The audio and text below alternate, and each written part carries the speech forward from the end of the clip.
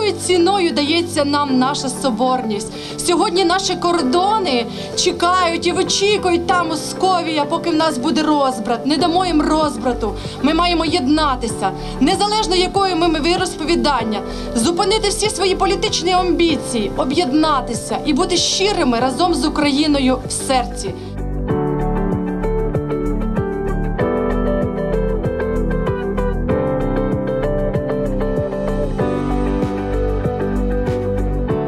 Ми, як молоде покоління, як ніхто розуміємо, як важливо для нас зараз в такі нелегкі часи триматися разом. І тому ми з задоволенням сьогодні долучилися до акції міста. Дивлячись на нашу цю історію, чому українці досі стоять? А тому, що вони можуть єднатися при любому, при жодному становищі, при жодному владі, при жодній історичній якісь події. Вони завжди могли єднатися. І ось в чому наша сила. Ірпінь сьогодні по факту як маленька столиця України. Він вібрав себе дуже багатьох людей з різних регіонів. У нас всі вживаються, і такий захід сьогодні гарний.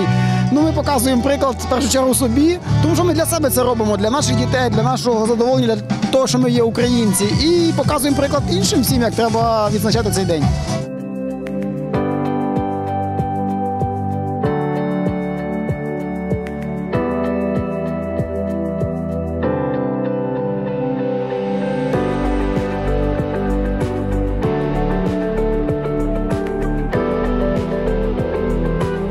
Дуже потрібно, дуже. Це якраз те, що єднає людей. Якраз так не дуже тепло на вулиці, а кава гаряча, саме то. Дякую вам. Кава дуже смачна і дуже гарне свято. Я всіх вітаю з цим святом. Єдності нам усім і перемог. Основна мета цього проєкту – це в неформальній обстановці зустрітися, познайомитись, поговорити, випили кави, познайомились. У нас більше спільного. Ми всі є українці, ми всі є мешканці чудового міста Ірпінь.